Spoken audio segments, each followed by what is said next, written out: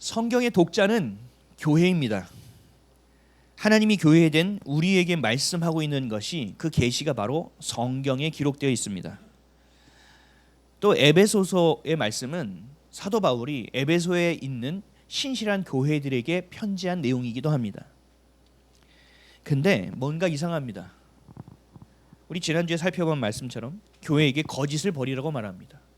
신실한 에베소 성도들에게 거짓을 버리라고 얘기합니다. 그리고 분내지 말라고 합니다. 그리고 참된 것을 말하라고 합니다. 마귀에게 틈을 주지 말라고 합니다. 이것이 세상 사람들에게 얘기하는 것이 아니에요. 지금 교회에 얘기하고 있어요. 성도된 여러분들에게 얘기하고 있다는 사실이에요. 오늘 말씀도 동일합니다. 교회 그리고 성도된 우리에게 말씀하십니다. 28절 한 번 더 읽겠습니다. 시작. 도둑질하는 자는 다시 도둑질하지 말고 돌이켜 가난한 자에게 구제할 수 있도록 자기 손으로 수고하여 선한 일을 하라. 아멘. 도둑질하는 자는 다시 도둑질하지 말라는 거예요. 그러면 이 내용을 자세히 보면 무슨 얘기냐? 교회 안에 도둑질하는 자가 있다라는 얘기입니다. 헐 아니요. 내가 될 수 있다니까요. 이걸 잘 살펴보셔야 돼요. 그래서 여러분들에게 은혜가 될 수 있습니다. 우리는 하나님의 성결한 백성이지요. 우리 거룩한 교회지요. 하나님의 제사장이지요. 그렇죠? 하나님의 나라를 받을 상속자들이죠. 그럼에도 불구하고 우리는 아직도 죄인입니다. 이걸 반드시 인정해야 돼요. 하나님은 우리 이 죄인을 죄가 없다고 여겨주십니다. 그럼에도 불구하고 우리는 아직 죄인인데 주님은 우리에게 죄인이 아니라고 말씀합니다. 왜요? 십자가에서 이미 우리의 죄를 예수 그리스도의 피값, 그 생명값으로 이미 대가를 치러주셨기 때문입니다. 그래서 이것을 믿는 자는, 이것 안에서 살아가는 자는, 하나님의 말씀의 뜻대로 살아가는 자는 이미 하나님은 의인이라고 칭해 주시는 겁니다. 우리는 아직 의인이 아니지만, 죄인이지만. 그래서 우리가 의인으로서 살아가야 됩니다. 구원받은 자로서 믿음으로 살아가야 됩니다. 그러나 죄라는 것이 우리를 내버려두지 않는단 말이에요. 똑같은 죄에서 넘어지는 허망한 삶을 살아갈 수 있다는 거죠. 왜냐하면 우리의 영적인 신분은 바뀌었지만 우리의 삶의 체질은 바뀌지 않았기 때문에 그렇습니다. 우리의 삶의 체질은 이 삶에서 하나님의 진리의 말씀을 통해서 성령의 조명하심과 다루심을 통해서 변화되어지고 있기 때문에 그렇습니다. 우리는 죄를 미워해야 됩니다. 왜냐하면 여러분 삶을 돌아보면 죄 때문에 내가 너무 아팠거든요. 죄에 속아서 너무 허망한 삶을 살았거든요. 죄 때문에 하나님 앞에서 너무 부끄러운 짓을 했거든요. 그래서 우리는 죄를 경멸해야 돼요. 죄가 미워져야 돼요. 죄를 내게 달라붙을수록 밀어내야 돼요. 그래서 하나님 말씀하시죠. 죄와 멀어지기 위해서 뭐 해야 되냐고? 하나님과 가까이 하라. 그래서 하나님과 가까이 하려고 합니다. 근데 어느 순간 나도 모르게 예수를 믿기 전에 죄인된 나의 모습으로 돌아가 있는 나를 발견하게 됩니다. 오늘 성경의 본문, 지난주에 성경의 본문, 이제 다음 주에 성경의 본문은 그거를 정확하게 얘기하고 있어요. 그럼에도 불구하고 너희가 이렇게 되어 있지만 그럼에도 불구하고 죄를 지을 수 있다. 어떤 죄? 거짓말하는 죄, 분내는 죄, 도적질하는 죄. 이제 다음 주에 보는 말을 함부로 하는 죄를 지을 수 있다는 거예요. 근데 왜 유독 이 네 가지에 대해서 강력하게 강조하고 있는 것인가? 이것은 우리의 삶에서 나의 안에 있는 본성이 예수의 것으로 변화되는지 안 변화되는지를 볼 수 있는 가장 중요한 지표가 되기 때문에 그렇습니다. 우리의 삶에서 드러나는 열매와 행위 안에서 보여지는 가장 근본적인 것이 되기 때문에 그래요. 그래서 이것을 점검하라는 겁니다. 우리 내면의 영성이 내 것으로 아직도 남아있느냐, 이것이 하나님의 것으로 변화되고 있느냐를 체크하라는 겁니다. 누구를 판단하라는 것이 아니라 이런 설교하면 다 그래요. 저번에 저 집사 저번에 그 교회 커피 믹스 3개 집어가더라. 진짜. 근데 아멘이래. 남들을 보고 판단하고 앉아있다고요. 그런 짓을 하지 말라는 거예요. 성경은 스스로를 돌아보라는 거예요. 거울로. 그래서 오늘은 도둑질에 대해서 살펴보겠습니다. 저도 이 말씀을 준비하면서 제가 도둑질한 게 있더라고요. 그래서 회개했습니다. 그리고 한참을 멈추고 며칠을 준비 못하고 끙끙 앓았습니다. 도둑질하는 놈이 도둑질에 대해서 어떻게 설교를 합니까? 그래서 이걸 가지고 주님 앞에서 싸웠습니다. 저도 그렇다고요. 여러분, 도둑질을 잘 살펴보면 이래요. 도둑질은 누군가의 것, 그 누군가를 우린 타인이라고 얘기하죠. 타인의 것을 빼앗는 것, 이게 사전적 정의로 도둑입니다. 도둑질입니다.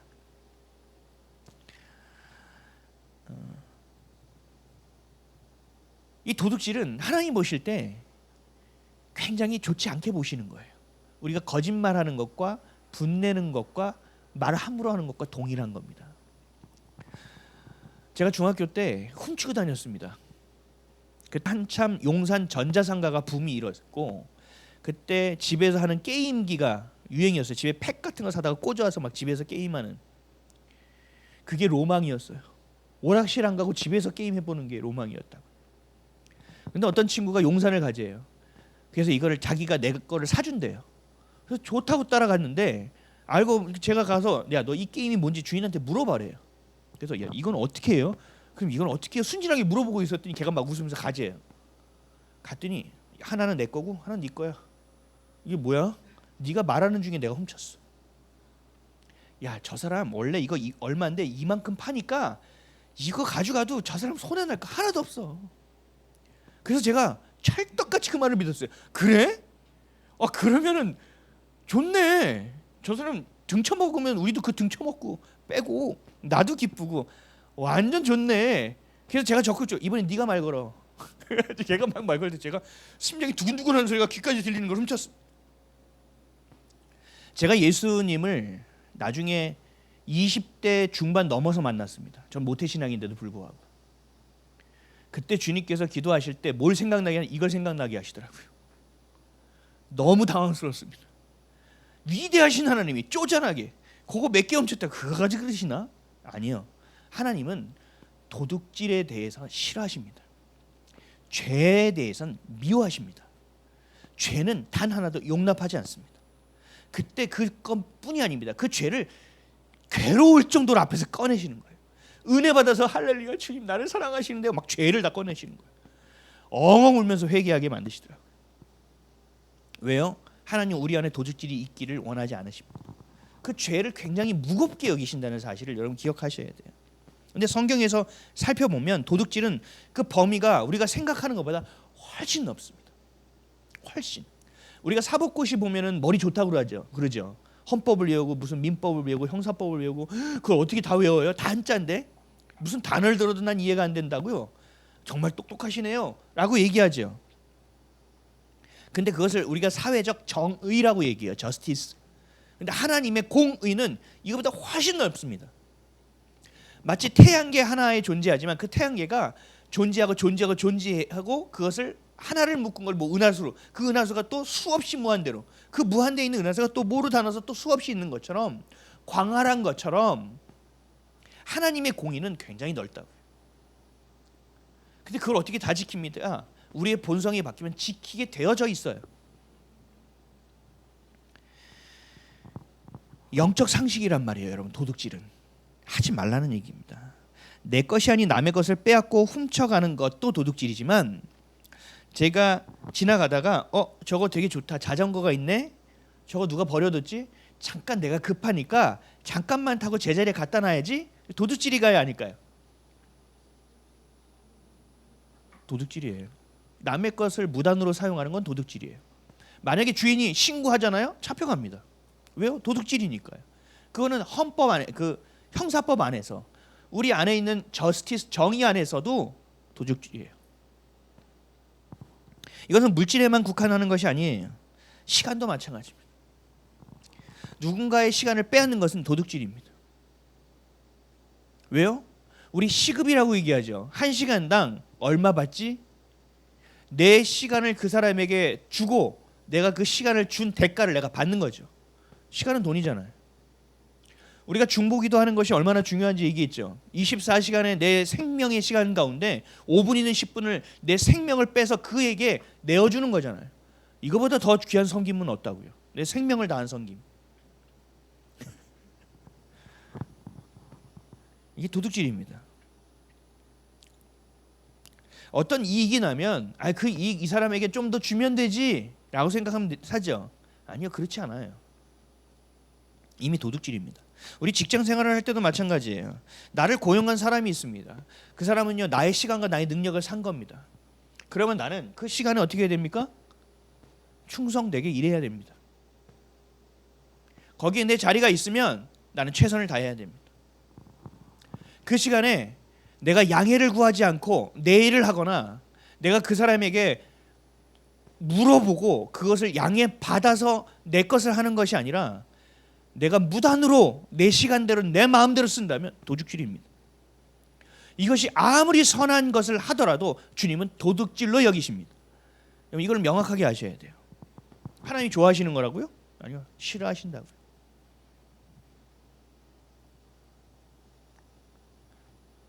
어떤 애들은 그래요. 수업 시간에, 영어 시간에 수학 공부하는 애들이 있어요. 수학 시간에 영어 공부하는 애들이 있어요. 그럼 얘기해요. 뭘 하든 조는 애보다 내가 낫지. 쟤는 자고 있는데 엎드려서. 수학은 어차피 포기했는데 이 시간을 아껴서 영어 하는 게 낫죠. 아니요, 잘못된 거예요. 내가 수학을 포기했더라도 집중해줘야 돼요. 왜요? 그것이 상식이에요. 수학 선생님을 향한 상식이고 내가 학생으로서의 자세에서의 상식이라고. 너무나 명확한 거라고. 회사에서 이렇게 샀습니다. 내가 이것을 샀는데 1+1이래요. 와. 근데 회사에서는 하나 값으로만 알아요. 내가 와서 수고했으니 1+1 아무도 모르니까 하나는 내가 먹어야지, 하나는 내가 가져야지. 도둑질일까 하니까요. 도둑질이에요. 예전에 제가 복지재단에서 일할 때 1억 원어치를 해서 수혜하는 사람들에게 쌀과 물건을 사서 보내기로 했어요. 1억 원을 산다니까 난리가 났어요. 마트에서. 홈플러스 이마트 몇 개 입찰하게 돼 있거든요. 제안이 들어오기 시작합니다. 우리한테 사시면요, DC뿐만 아니라 그 DC한 금액 얼마는 뒤로 넣어줄게요. 동일하게 제안이 다 옵니다. 그래서 얘기했어요. 얼마 주실 거예요? 제가 그랬어요. 얼마 깎아주실 거예요?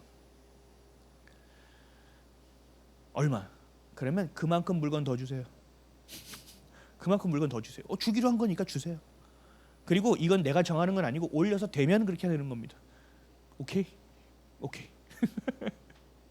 그래서 1억 2천만 원어치를 사서 보내준 적이 있습니다.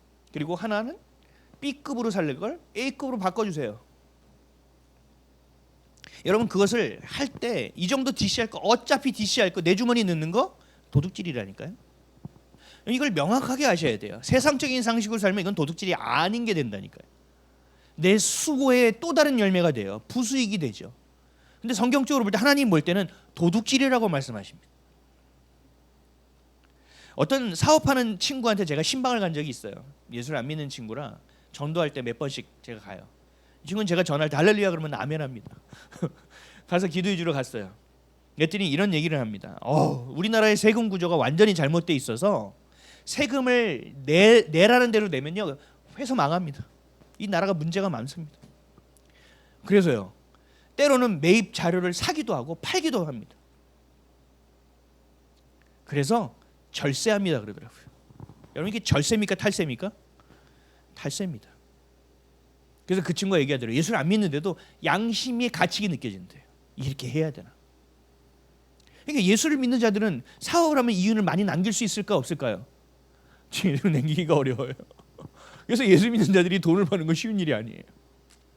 하나님이 부어주지 않는 이상 불가능해요. 세상 사람들은요, 탈세를 절세라는 것을 가지고 삽니다. 구조적 잘못이 있죠. 들어보니까 구조가 잘못되어 있더라고요. 세무 구조가, 세법이 문제가 있더라고요. 그러면 어떻게 됩니까? 탈세해도 됩니까? 아니에요. 그럼 어떻게 해야 돼요? 주님께 구해야 될 것입니다. 지혜를 구해야 됩니다. 주님 뜻대로 살다가 망하게 생겼습니다. 주님 뜻대로 살다가 완전히 나앉게 생겼습니다. 그런데 하나님, 거짓말하면 안 되지 않습니까? 도둑질하면 안 되지 않습니까? 주님, 어떻게 해야 될지 살 길을 열어 주옵소서. 이게 간절하게 될까요? 그냥 드문드문 기도하게 될까요? 간절하게 기도하게 되는 거예요.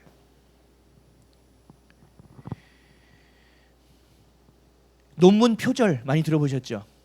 논문 표절. 제가 논문을 학사 때는 안 쓰고 석사 때는 썼는데 논문을 쓰려다 보니까 논문이 참 희한하더라고요. 논문은 이렇게 구조가 돼 있어요. 어떤 주제를 정한 다음에 이렇게 해야 돼요. 시소성 있는 주제를 정하고 누구는 이렇게 얘기하더라. 누구 학자는 이렇게 얘기하더라. 어떤 교수를 이렇게 얘기하더라. 또 어떤 사람은 이렇게 얘기하더라. 뉴스에는 이렇게 기록되어 있더라. 그래서 세상의 트렌드는 이거더라. 근데 내 생각은 이거야. 그러니까 논문이에요. 내 생각은 이만큼밖에 안 들어가요. 그게 누가 얘기하더라가 이만큼 들어가요. 그러니까 안에서 무슨 유혹이 있는지 아세요? 얘랑 나랑 생각 똑같은데 얘가 먼저 얘기했잖아. 그걸 굳이 얘가 했다고 얘기해야 돼? 왜요? 얘가 했다고 하면 얘래. 이 사람이 했다고 하면 인용해서 계속 밑에다 각주를 달아야 되니까 내가 한 게 너무 적어지는 거예요. 그러니까 내 비중이 적어지니까 이게 욕심이 생기는 거예요. 아니 본인이 먼저 태어난 거밖에 없고 난 늦게 태어나서 본인들이 다 얘기하면 난 얘기할 게 없잖아. 그러면 이것도 내가 좀 했다고 할 수 있는 거 아니야? 라는 유혹에 빠진다고요. 이걸 표절이라고 얘기합니다. 근데 이것을 교육계에서는 심각하게 받아들입니다. 왜요? 지적 재산권을 침범한 거예요. 도둑질인가요, 아닌가요? 도둑질이에요. 그 조그만 나도 똑같은 생각이었는데 도둑질이 돼버려요. 왜요? 지적 재산권 때문에 그래요. 어제 만난 그 부부가 얘기하더라고요. 그 건축 헌금이 되었습니다. 우리 교회의 건축 헌금 통장을 그래서 만들게 되었습니다. 그래서 성도들이 지금도 자발적으로 하고 있습니다. 그래서 당신들이 낸 헌금보다 지금 2배가 넘었습니다. 그래도 가져가면 계약금도 안 될 금액입니다. 우리 땅을 살라고 뭐 해도 계약금도 안 될 금액이지만 우리 성도들이 배웠습니다. 우리 교회가 배웠습니다. 교회를 섬기는 것이 무엇이고 교회를 사랑하는 것이 무엇인지를 배웠습니다. 그랬더니 아니 이거 11조인데요. 11조든 감사헌금이든 관계없습니다. 어차피 하나님의 것인데. 하나님의 것을 무단으로 사용하는 것은 도둑질이에요. 내 것이 아닌 것을 내가 사용하는 것이기 때문에 그렇습니다. 여러분 그래서 11조도 중요해요. 11조를 드리는 이유는 뭐예요? 모든 것이 하나님의 은혜이고 하나님의 소유라는 것을 인정하고 고백하는 거죠. 이것을 훔치면 안 돼요. 이것을 내가 정해서 하면 안 돼요. 그냥 주님께서 말씀하신 그대로 해야 돼요. 이것도 하나님 입장에서 도둑질이 될 수 있습니다. 왜 이러냐? 하나님의 말씀의 진리를 진리로 믿지 않아서 그래요. 빌립보서 4장 19절 나의 하나님이 그리스도 예수 안에서 영광 가운데 그 풍성한 대로 너희 모든 쓸 것을 채우시리라. 아멘. 이게 믿어지지 않는 거예요. 결국 도둑질은 뭐가 섞여 있느냐? 속임수가 섞여 있어요. 그리고 거짓말이 섞여 있어요. 그리고 내 합리화가 섞여 있어요. 그러니까 뭐가 돼요? 합리화가 됐으니 이게 죄로 인지가 될까요, 안 될까요? 죄로 인식돼요, 안 돼요? 죄로 인식 안 돼요. 내가 하는 이 조금 불법적인 것은 같아. 근데 이것으로 인하여 나도 먹고 살고 그리고 하나님께 헌금도 드릴 수 있고 그리고 사용하는 것이 불법은 아니잖아. 깨끗하게 있으면 되지. 뭐를 벌든 간에. 이렇게 생각하는 분이 생각보다 굉장히 많습니다. 어떻게 벌든 간에 우리 자식 새끼 먹이면 되지. 남의 자식 새끼는 죽어가도 생각도 안 해요. 여러분 영적인 것을 육적으로 쓰면요. 이건 썩는 것이 돼버려요.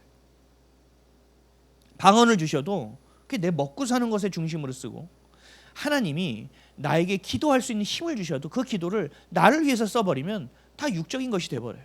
썩어진다고요. 하나님의 때, 하나님의 뜻, 하나님의 방법, 그것을 하는 수단, 이 모든 것이 다 뭐가 돼야 돼요? 하나님의 것이 돼야 돼요. 다.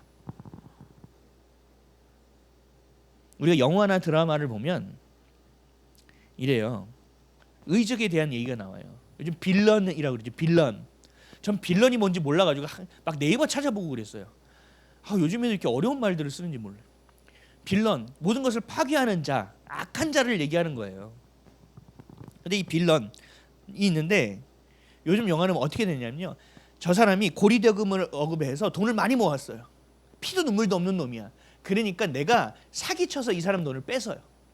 그래서 그 돈을 어떻게 하는지 아세요? 어려운 자들에게 나눠줘. 그러니까 어려운 자들이 뭐예요? 영화 보는 내 마음도 사이다. 그렇지, 저런 놈들은 망해야 돼. 그래, 어려운 사람들 도와야지. 그러니까 나쁜 놈을 혼내주는 그 빌런을 좋다고 보는 거예요. 여러분, 세상은 그러면서 이런 이유예요. 홍길동 같은 사람, 의적, 이런 얘기를 붙이는 거예요. 근데 우리가 우린 성경적으로 봐야죠. 그 사람이 의적인가요? 좋은 사람인가요? 아니요. 문화는요, 그런 걸 통해서 뭘 희석시킵니까? 죄를 희석시키는 거예요. 아, 죄를 지은 저 나쁜 놈을 내 방법으로 해서 해도 되는구나. 야, 저 놈은 진짜 누가 봐도 돌을 던져도 괜찮은 놈이야. 다 던졌네? 나도 하나 던지지. 그래서 서로가 서로에게 격려의 박수. 잘했어. 이게 공산주의거든요. 성경은 그래서 분명히 얘기합니다. 야고보서 4장 11절에서 12절. 형제들아, 서로 비방하지 말라. 형제를 비방하는 자나 형제를 판단하는 자는 곧 율법을 비방하고 율법을 판단하는 것이라. 내가 만일 율법을 판단하면 율법의 준행자가 아니요 재판관이로다. 입법자와 재판관은 오직 한 분이시니 능히 구원하기도 하시며 멸하기도 하시느니라. 너는 누구이기에 이웃을 판단하느냐? 야고보서의 문체와 단어와 문장은 굉장히 단호합니다. 근데 이 지금 말씀하는 건 더 셉니다. 야, 네가 뭔데 판단하고 있어? 야, 네가 율법을 만든 자야? 네가 판단해? 그것은 율법을 만드시고 판단하는 자는 오직 한 분밖에 안 계셔. 그건 하나님이야. 너희들은 뭐 해야 되는지 알아? 준행하라고. 얘는 조금 안 하는데요, 너는 하라고. 쟤는 다르게 하는데요, 너는 하라고 라고 말씀하고 계시는 게 지금 이 말씀이에요. 그것이 뭐예요? 정죄하지 말라는 겁니다. 다른 사람을 판단하지 말라는 겁니다. 근데 이게 굉장히 어렵다고요. 그래서 이걸 가지고 싸워야 되죠. 내가 겸손해져야 되는 거예요. 하나님께 올려드리고. 그래서 하나님이 기분 나쁘고 열받는 사람 어떻게 하라고요? 하나님께 올리라고 그러죠. 하나님 뭐라고 말씀하십니까? 그 머리 위에 숯불을 올린 것처럼 두고두고 가만두지 않겠다고 하시잖아요. 어디서 영화 보면 막 고문당하잖아요. 그럼 고문받는 사람이 어떻게 돼요? 나를 죽여라 그러죠. 왜 죽이려고요? 고통스러우니까 한 방에 보내달라는 거예요. 그리고 조선시대 때 목을 자르는 이거 뭐죠? 차명을 당할 때 어떻게 해야 돼요? 차명을 하는 사람에게 가족들이 돈을 매겼습니다. 막걸리를 사다 바쳤습니다. 왜? 한 번에 보내주십시오. 괴로운 거죠. 어려운 거죠. 그 판단하는 분은 하나님만 되셔야 돼요. 여러분이 되면 안 돼요.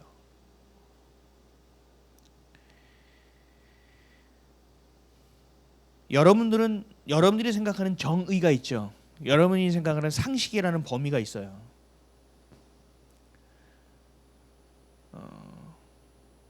여기에 머무시면 안 돼요. 하나님의 공의까지 가셔야 돼요. 왜냐하면 내 중심이 되어버립니다.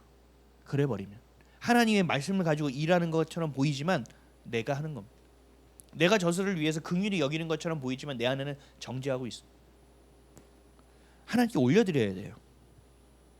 이 도둑질의 중심, 도둑질의 배경을 살펴봐야 돼요. 이게 뭔지, 중심과 배경이 뭐가 있느냐? 자기중심적 사고가 있습니다. 자기중심적 사고는 이제 여러분들 아시죠? 하나님의 것이 아닙니다. 우리는 하나님 중심이 되어야 됩니다. 예수 중심이 되어야 됩니다. 도둑질은 하나님과 관계없는 거예요. 도둑질에서 하나님께 헌금을 드려요. 만약에 우리가 어디 땅을 사서 교회를 건축하겠다는 마음을 주셨어요. 근데 땅이 막 10억이 넘는데 그럼 우리가 살 수 있어요? 못 사요? 우리는 못 사죠. 택도 없죠.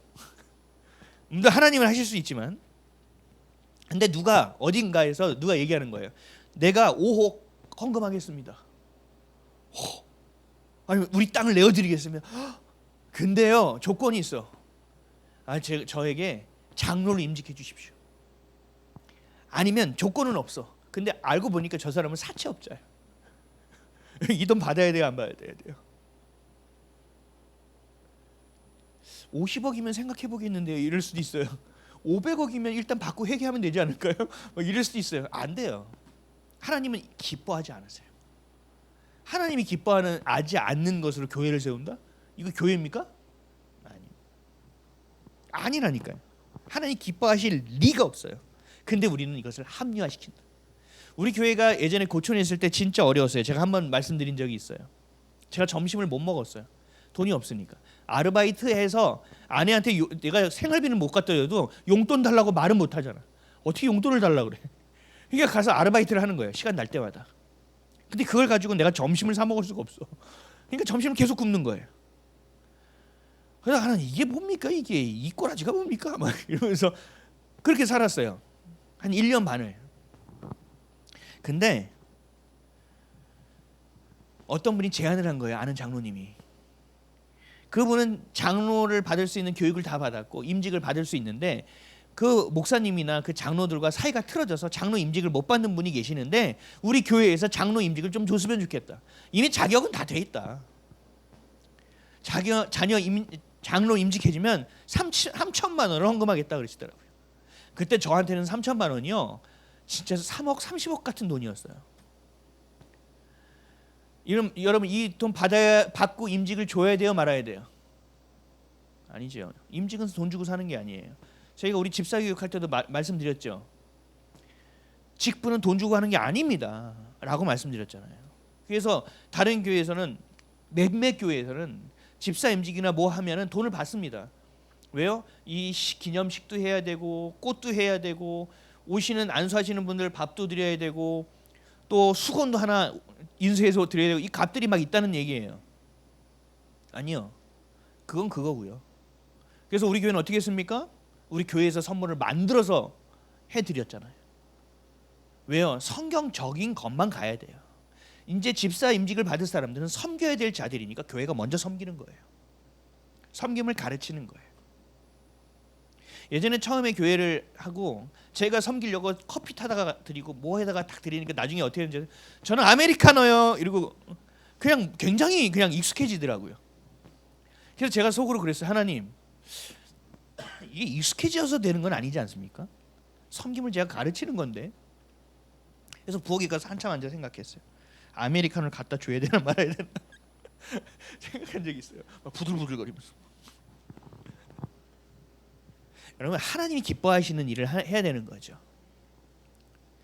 세상을 볼 때 이 정도 이렇게 이 정도 세상을 볼 땐 아무것도 아니야. 아니요. 하나님의 시선을 의식해야 돼요. 하나님 보실 때 아니라면 아닌 거예요. 여러분 진리라는 타협할 수는 없어요. 이걸 한번 타협하잖아요. 순식간에 무너집니다. 망가집니다. 이기심의 본질, 욕망의 발현이 바로 도둑질이에요. 어떤 걸로 합리화 안 됩니다. 누군가보다 덜 수고해서 더 얻을 수 있는 일이 있으면 좋아합니다. 그렇죠? 야 이거 얼마 안 하는데 야 이만큼 월급 주더라? 그럼 다른 사람들 어떻게 했는지 아세요? 헉, 정말? 하고 눈이 반짝반짝거립니다. 왜요? 덜 일하고 더 많이 받는 것을 원하니까요. 그래서 많은 사람들이 뭐예요? 조물주 위에 뭐 있다고요? 건물주가 있다. 왜? 따박따박 뭐가 들어오니까? 월세가 들어오니까. 일하지 않아도 먹고 살 수 있고 일하지 않아도 잘 살 수 있으니까. 그래서 많은 사람들이 이걸 원해요. 건물주가 되기를. 근데 성경은 뭐라고 얘기하는지 아세요? 수고하라고 얘기합니다. 시편 115편 44절 여러 나라의 땅을 그들에게 주시며 민족들이 수고한 것을 소유로 가지게 하셨으니 수고한 것을 소유하게 하셨다는 얘기예요. 이스라엘 백성들이 광야에서 돌 때는요 하나님께서 만나와 메추라기로 매일 먹을 걸 챙겨주셨어요. 그런데 가나안 땅에 들어가서 하나님이 땅을 나눠주고 이후에는 어떻게 했는지 아세요? 너희가 땀 흘리라고 얘기하십니다. 너희가 수고하여 열매를 맺으라고 합니다. 그런데 이른 비와 늦은 비가 없으면 수고해도 열매를 거둘 수가 없죠. 하나님이 책임지시는 분량은 똑같아요. 근데 우리에게 가르치시는 거예요. 수고해야 한다. 이 땅에서 땀 흘려야 한다. 그것이 창세기에서 말한 저주이기도 하지만 우리가 그 땀 흘려서 누군가에게 구조하고 선한 일을 할 수 있는 보람된 일이기도 하다는 얘기예요. 레위기에서도 말씀하죠. 제사를 드릴 때 어떻게 돼요? 네가 키운 것으로, 네가 길리운 것으로. 그래서 얘기하잖아요. 네가 양이 없으면 뭐예요? 네가 기른 곡식이라도 가져와. 그거 없으면 참새라도 잡아 가져와. 뭐 하라는 거예요? 수고하라는 얘기예요. 와서 제사 드리고 그 제물을 잡는 것도 누가 해야 돼요? 제사장이 하는 게 아니라 죄 지은 내가 해야 돼요. 그 죄의 대가에 대한 수고를 네가 하라는 거예요. 그 피 범벅을 네가 느껴보라는 거예요. 경험하라는 거예요. 하나님이 이 수고를 굉장히 중요하게 여기신다고요. 수고는 한자로 얘기하는 뭐예요? 손이 고생한다는 얘기예요. 일하라는 얘기입니다. 일을 하라는 얘기. 제가요 애써서 출근합니다. 매일. 그리고 애써서 일합니다. 저 탄압과 저 핍박을 받으면서 정말 구직을 위해서 오늘도 때려치고 싶은데요. 제가 열심히 수고했습니다. 이것이 제게 한 달에 월급이 돼요. 제 통장에 꽂히는 겁니다. 맞아요. 100% 맞아요. 근데 100% 틀려요. 하나님의 은혜 없이 될 수 있다고 생각하십니까? 하나님이 건강을 주지 않으면 출근할 수 있습니까? 하나님이 일할 수 있는 능력과 지혜를 주시지 않으면 할 수 있습니까? 하나님이 그 회사를 망하지 않게 하셨으니 내가 월급을 받는 건 아닙니까? 이른 비와 늦은 비를 통하여 하나님이 역사하시는 것처럼 하나님의 은혜가 있지 않고서는 우리의 수고는 헛된 게 돼버린다고요. 그런데 우리는 어떻게 돼요? 내가 수고한 것만 또 생각해요. 수고하다 보니. 왜? 너무 힘드니까. 너무 처절하기 어려우니까. 그래서 하나님의 것을 인정하고 드리는 것이 11조라는 거예요. 이 모든 것을 하나님이 주셨는데 이것을 인정하는데 하나님이 10분의 1을 드리라고 했으니 하나님께 것을 먼저 내어드리는 거예요. 저는 사례비가 꽂히는 그 날 바로 11조 해버립니다. 11조는 내가 먹고 사는 건 안 해서 남는 건 안 해서 11조가 되면 드리는 게 아니에요. 11조는 하나님의 것이니까 내가 수입이 들어오면 바로 드려야 되는 거예요. 저는 어렸을 때부터 교육을 그렇게 받았어요. 어머니가 설날에 갔다 와서 내가 막 돈 새 돈 받아가지고 있으면 어머니가 오셔서 11조 챙겨라. 돈만 이렇게 가지고 있으면 엄마 눈치를 보게 되는 거예요. 11조? 어렸을 때 10,000원에 1,000원이 얼마나 큽니까? 근데 10만 원을 받았는데 10,000원을 내야 된대요. 헐. 근데 제가 최고 많은 게 30몇만 원을 받았는데 계산을 하니까 3만 몇천 원. 머리가 막 지끈지끈한 거. 이걸 어떻게 내라는. 근데 또 성경을 보니까 제가 아르바이트를 해가지고 이제 11조 하고 좀 맛있는 것도 먹고 싶고 막 한떡도 쏘고 싶고 이런데 첫 소산을 하나님께 드려라. 미쳐버리겠네. 첫 소산. 아르바이트에서 내가 처음 본 돈이니까 첫 소산 아니에요. 주님께 다 드려야지. 그래서 제가 월급 봉투 그대로 해서 어머니께 드렸어요. 어머니 어디 드릴 데 없습니까? 제가 지금도 기억해요. 칠곡에 있는 무슨 어디 교회에 월급 봉투 그대로를 봉투에 넣어서 보내셨어요. 어머니 10원 한 장까지 그대로 해가지고. 그 다음에 정규직으로 들어갔습니다. 정규직에서도 내가 첫 소산인데 하나님 물질 훈련을 얼마나 시키시는지 몰라요. 그래서 새 전인가 새 후인가 막 새 후면 조금이라도 아낄 수 있는데 내가 조금만 쓸 수 있는데 나중에 생각하다 다 때렸죠. 이거 하나님의 건데 어차피 이렇게 구질구질하게 살아야 돼. 하나님 것 제가 먼저 떼어드립니다. 그때부터 제가 월급 날 11조를 드리기 시작한 거예요. 계산하니까 몇천 몇백 원까지 떨어지더라고요. 그래서 처음에 그렇게 하다 쪼잔해가지고 내가 계산해서 드리면 하나님 나 계산해서 주는 거 아니야? 난 계산 안 해. 다 반올림이야.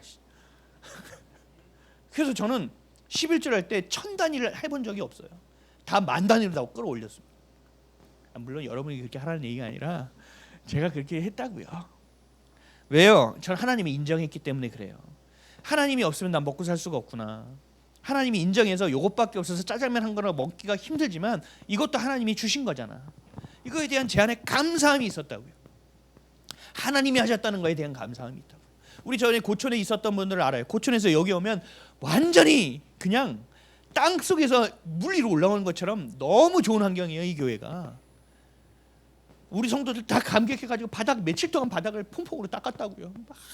막 걸레질하고 막 손에 막 아플 때까지 닦았다고요. 관절 아플 때까지. 근데 저는 어떻게 했는지 아세요? 저는 그런 감동이 별로 없었어요. 하나님 이곳에서 제가 예배를 잘 할 수 있습니까?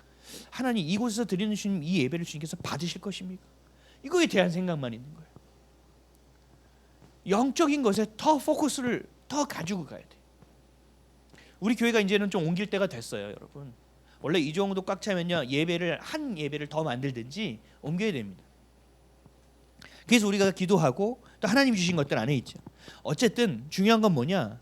우리가 애쓰는 부분도 이제 그 애쓰는 건 뭐에 기인합니까? 하나님의 은혜 안에 있는 거예요. 한 달 동안 돈을 얼마를 벌든 간에 그건 하나님의 은혜인 거예요. 하나님이 주시는 거라니까요.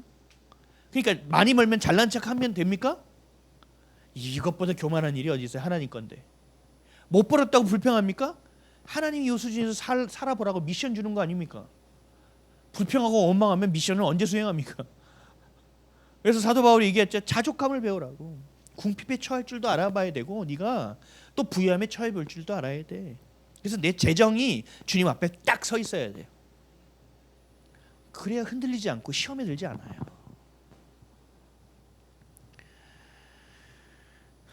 내가 드리지 못한다는 것, 온전히 드리지 못한다는 것은 하나님의 수고보다 내가 더 수고했다라는 거예요. 내가 더 힘겨웠다는 거예요. 결국은 뭐예요? 도둑질하는 사람은요, 하나님보다 누구를 더 사랑하는지 아세요? 나를 더 사랑하는 거예요. 그래서 여러분 점검하라고 얘기하는 거예요. 계속. 디모데후서 3장 1절에서 5절. 너는 이것을 알라. 말세에 고통하는 때가 이르러 사람들이 자기를 사랑하며 돈을 사랑하며 자랑하며 교만하며 비방하며 부모를 거역하며 감사하지 아니하며 거룩하지 아니하며 무정하며 원통함을 풀지 아니하며 모함하며 절제하지 못하며 사나우며 선한 것을 좋아하지 아니하며 배신하며 조급하며 자만하며 쾌락을 사랑하기를 하나님 사랑하는 것보다 더하며 경건의 모양은 있으나 경건의 능력은 부인하니 이 같은 자들에게서 내가 돌아서라. 근데 내가 이런 자가 돼 있으면 안 된다는 거죠. 하나님은 여러분들이 많이 드리고 적게 드리는데 그렇게 관심이 없습니다. 여러분들이 짜장면을 먹는지 양장피를 먹는지 그렇게 관심이 없으십니다. 뭐에 관심이 있느냐? 진리 그대로 행하느냐. 그리고 네가 그 마음을 다해서 하느냐에 관심이 있어요. 그러니까 과부가 2렙돈을 주님께 헌금했을 때 주님이 기뻐하신 거잖아요. 인정한 거잖아요. 2렙돈 보면 2,000원, 3,000원, 뭐 인플레 감안하면 5,000원 미만이겠죠. 왜 주님이 기뻐하실 수 있었느냐? 자기의 전부를 드렸기 때문이에요. 한 부의 전부를. 엘리야에게 자기와 아들과 오늘 하루 먹고 죽어야 될 양밖에 없는데 엘리야가 와서 밥 차려내래, 빵 내놓으래. 내놓을 수 있습니까? 아마 저 같으면 이렇게 얘기했을 거예요. 야, 하나님, 내가 엘리야님, 당신이 하나님의 종이라는 것을 제가 100번 인정합니다. 그런데 올 때를 오셔야죠. 좀 갈 때를 가십시오. 저 집 얼마 전에 쌀 한 포대 들어가던데, 저 집 기름을 이만큼 사가던데, 우리는 오늘 내 아들하고 한 끼 먹고 죽어야 되는데 이제 세상에 하나님이 원망 이래도 진짜 이게 하나님인가? 막 이런 얘기하지 않았을까요? 엘리야님 한 점 드실 때 우리 아들도 한 점을 떼어 주소서. 이런 얘기 하고 싶지 않았겠어요? 근데 어떻게 했습니까? 다 내어 드렸다고요. 그랬을 때 어떻게 됩니까? 그 집안에 모든 그릇이 다 복을 받는 거예요. 그릇 빌려오라고 하잖아요. 그래서 그걸 기름과 그냥 다 채워 주셨잖아요. 여러분, 하나님이 물질의 주인임을 인정하셔야 돼요. 먹고 사는 것은 하나님의 권한에 있어요. 내가 신실하게 주님을 믿고 의지하는데 내가 밥 먹을 것도 없다? 하나님이 그렇게 내버려 두실 것 같아요? 그렇지 않아요. 그런 때가 되죠. 그것도 겪어보셔야 돼요. 그 궁핍함을. 그래서 절절하게 하나님의 은혜였구나라는 걸 깨닫게 하실 때도 있어요. 안녕, 어서 와.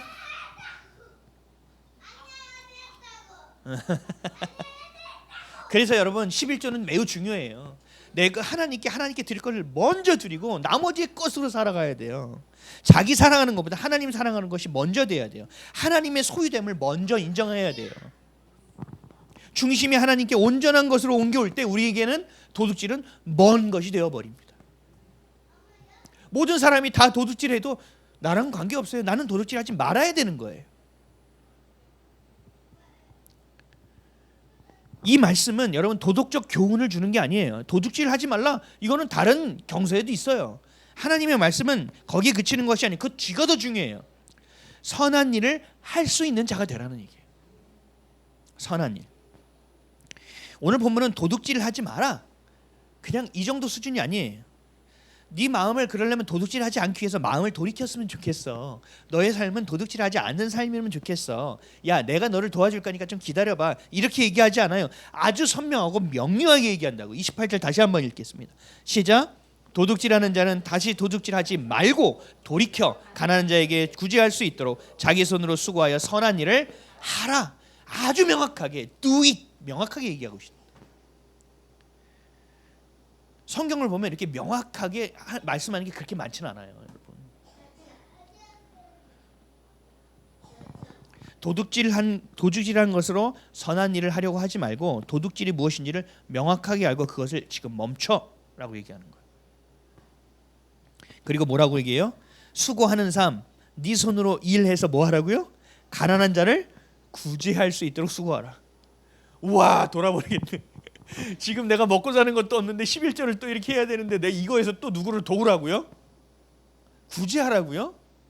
이 수고하는 게 내 자식 새끼 먹기기도 힘든데 다른 이웃을 위해서 하라고요? 얘기하는 거예요. 이게 얼마나 힘드냔 말이죠. 그러니까 물질의 주인이 하나님이시고 주님이 나를 책임지시다는 믿음이 없이는 이건 못하는 일이에요. 여러분 끝까지 가보셔야 돼요. 끝까지. 제가 예전에 우리 집에 쌀이 다 떨어지고 마이너스 통장 꽉 차고 뭐 할 수가 없는 상황이 됐었어요. 그때 제가 다용도실에 쌀이 있어야 될 빈 자리에 가서 이렇게 서서 기도했어요. 주님, 해도 너무하십니다. 주의 종으로 불렀으면 굶기지는 말아야지. 반찬을 6첩반상 10첩반상은 못 먹어도 쌀을 끊기기 위해서는 안 되지. 이건 하나님 실수하는 거예요. 저는 이제 여러분들 아시잖아요. 도전적인 기도를 친밀함의 기도. 주님, 이거는 주님이 실수하신 겁니다. 그러면서 주님께 얘기했죠. 주님, 이렇게 굶는 거에 마음을 알았으니 주세요.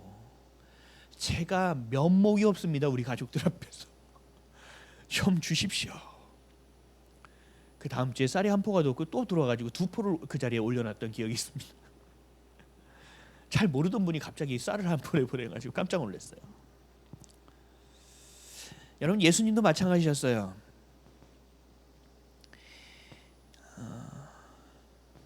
모든 것은 하나님의 것이잖아요, 그렇죠? 근데 예수님 오셨는데 내가 배가 고프니 주막에 들어가서 국밥 한 그릇 내와라.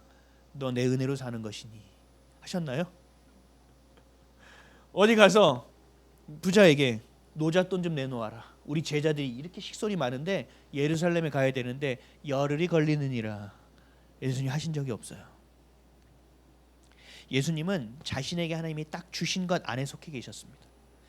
그리고 다른 것을 내 것이라고 빼앗지 않으셨습니다. 마태복음 8장 20절 예수께서 이르시되 여우도 굴이 있고 공중의 새도 거처가 있으되 인자는 머리 둘 것이 없다 하더라. 이 문맥을 잘 보면 아이고야 나는 집도 없다 얘들아 너희들 집 구하지 마 뭐 이런 뜻이 아니에요. 그런 말씀이 아니에요. 그 당시에 왕이 헤롯 왕인데 이 헤롯 왕은 천국에 담을 허는 여우와 같은 존재라고 성경에는 표현하고 있어요.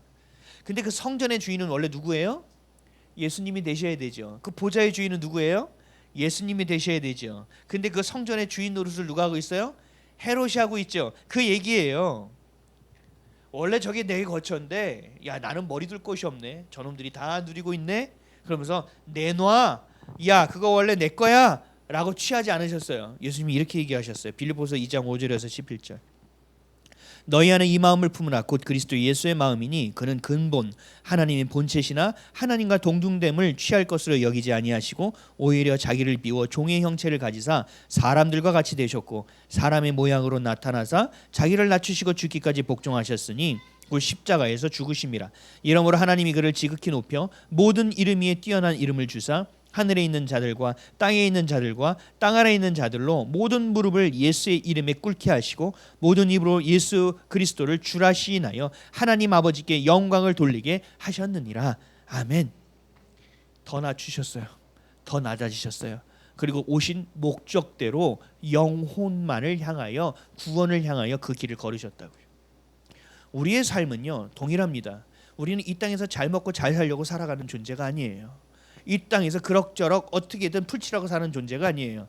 우리 부르심의 핵심은 뭐예요? 그 부르심의 하나님의 복음을 내가 받아들이고 복음으로 살고 그 복음을 전하는 데 있어요. 이게 중요하다고요. 아파트가 저렇게 짓고 또 짓고 또 짓는데 나는 왜 집이 없는가? 인자가 머리 둘 곳이 없구나. 이렇게 하라는 얘기가 아니에요. 땅이 허다하게 저렇게 많고 저렇게 많은데 우리 아이비처치는 땅도 없고 월세는 날마다 오르는구나. 머리 둘 곳이 없구나. 이런 얘기 하라는 얘기가 아니에요. 그럴수록 뭐 하라고요? 더 섬겨라. 더 이웃을 위해 기도하라. 네가 수고한 것으로 구제하라. 아멘이십니까? 여러분, 세상을 보고 판단하는 시선과 중심이 내 것이 되면, 아직도 내 것이라면 여러분 도둑질했던 삶이 인지가 안 됩니다. 아무리 말씀 들어도 찔림이 없습니다. 그리고 다시 그 삶으로 돌아가 합리화시키는 삶을 살아갑니다. 죄와 가까이지기 시작합니다. 그러면 하나님과 멀어지기 시작합니다. 하나님은 알지도 못하는 자인데 자기는 구원받았다고 찰떡같이 믿고 헛된 삶을 살아가게 되어 있습니다. 하나님의 말씀 진리는 여러분 이해하는 게 아닙니다. 그냥 순종해야 하는 것입니다. 이사야 26장 3절에서 4절, 주께서 심지가 견고한 자를 평강하고 평강하도록 지키시리니 이는 그가 주를 신뢰함이니이다. 너는 여호와를 영원히 신뢰하라. 주 여호와는 영원한 반석이심이로다. 아멘. 여러분, 이것을 여러분들이 마음으로 믿는다면, 그리고 여러분들의 마음에 정함이 있다면 도둑질 안 하게 됩니다. 시기하지 않게 됩니다. 한탄하고 원망하고 불평하지 않게 됩니다. 왜요? 신뢰하니까요. 그래서 뭐라고 말씀하셨어요? 심지가 견고한 자. 뿌리를 예수 그리스도께 박으십시오. 끝까지 내리십시오. 언제든 분갈이를 하려고 옮겨가려고 하지 마시고, 거기에 비를 내리시든 홍수가 있든 폭염이 있든 땅이 갈라지는 가뭄이 있든 간에 주님이 주신 그 땅에서 있어야 합니다. 뿌리를 내려야 됩니다. 옮기는 때는 하나님이 정하십니다. 하나님을 신뢰하는 사람은요, 성경을 이해하려고 하지 않아요. 그냥 믿지. 그리고 그 상황을 그대로 붙듭니다. 팩트와 상황을 내 것으로 해석하는 것을 멈춥니다. 그리고 이것을 주신 하나님의 심중을 묻습니다. 하나님의 의도는 무엇입니까? 하나님 이 상황에 간섭해 주십시오라고 기도합니다. 여러분, 이게 뭔지 아세요? 하나님의 나라와 그의 의를 구하는 삶입니다. 마태복음 6장 30절에서 34절, 오늘 있다가 내일 아궁이에 던져지는 들풀도 하나님이 이렇게 입히시거든 하물며 너희일까 보냐. 믿음이 적은 자들아, 그러므로 염려하여 이르기를 무엇을 먹을까 무엇을 마실까 무엇을 입을까 하지 말라. 이는 다 이방인들이 구하는 것이라. 너희 천부께서 이 모든 것이 너희에게 있어야 할 줄을 아시느니라. 너희는 먼저 그의 나라와 그의 의를 구하라. 그러면 이 모든 것을 너희에게 더하시리라. 그러므로 내일 일을 위하여 염려하지 말라. 내일 일은 내일 염려할 것이요 한날 괴로움은 그날의 족하니라. 아멘. 여러분들이 하나님의 자녀라면, 하나님의 백성이라면, 하나님이 원하시는 교회라면 여러분들의 생각은 현실을 분석하고 판단하는 것을 하지 말아야 합니다. 현실을 보고 해석하는 일을 하지 말아야 됩니다. 우리는 어떻게 해야 됩니까? 하나님을 신뢰해야 합니다. 그리고 나에게 주신, 우리가 가서 살펴볼 언약, 나에게 주신 약속을 붙들어야 됩니다. 그리고 하나님께 내 마음을 의탁하고 의뢰해야 합니다. 이런 기도를 해야 돼요. 이렇게 기도하면 어떻게 정리가 되는지 아세요? 하나님의 뜻은 무엇입니까? 라고 묻게 됩니다.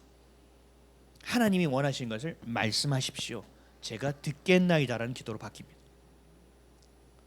그래야 도둑질, 내동심, 세상의 것이 아니라 내 손으로 수고하여 이웃을 향해 선한 일을 행하고 그 구제함을 통하여 이 땅에 보화를 쌓는 것이 아니라 하나님 나라의 보화를 쌓아두는 복된 삶을 살 수 있게 되는 것입니다. 성경에서의 구제는 여러분들, 내가 남는 것을 누구에게 주는 것은 구제가 아니에요. 내 손으로 수고한 걸 주는 거예요. 그래서 10의 1조, 10의 2조, 10의 3조를 하는 거예요.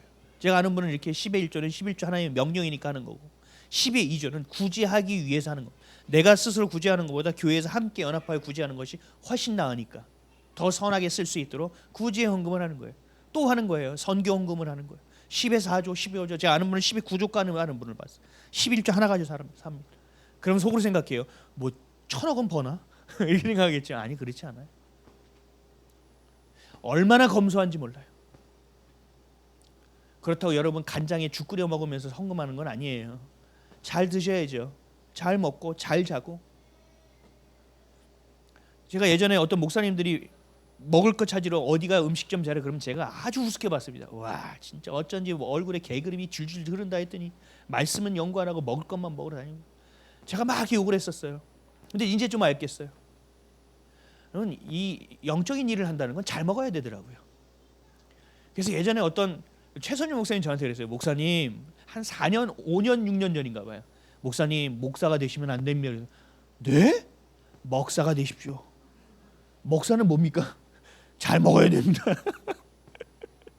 누가 사주면 아우 괜찮아요 하지 말고 감사합니다 하고 드시래요. 그분도 복 받아야죠. 선한 통로가 돼서 잘 먹으.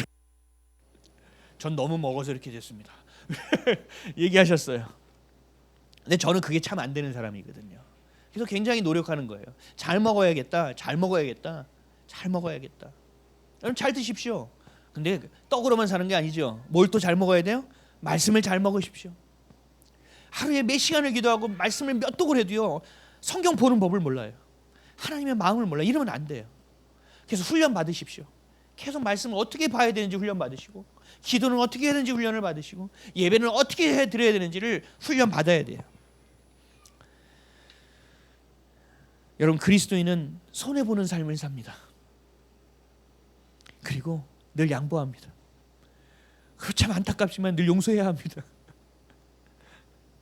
그리고 수고한 것으로 나만 먹고 살기도 너무 어려운데 누군가를 구제해야 됩니다. 이웃을 도와야 됩니다. 왜요? 이것이 하나님의 백성으로서 자녀로서 교회로서 살아가야 되는 정체성이기 때문이 그렇습니다. 근데 그럴 때 하나님 어떻게 하신다고요? 하늘에 가서 다 받아. 물론 맞아요. 근데 여기서 우리를 굶기실까요? 그렇지 않아요. 근데 이럴 수는 있어요. 만나 먹으면 며칠 먹으면 질리는데 40년 동안 주구장창 똑같은 걸 주실 수는 있어요. 그래서도 우린 감사할 수 있어야죠. 하나님이 하셨다는 그 은혜를 기억하면 감사할 수 있게 되는 거예요. 사랑하는 성도 여러분, 우리 아이비 가족 여러분, 하나님의 자녀답게 사시기를 축복합니다. 도둑질하며 살아가는 것이 인지되지도 못한 채 합리화로 살아가는 모든 것이 여러분 안에서 깨어지기를 축복합니다.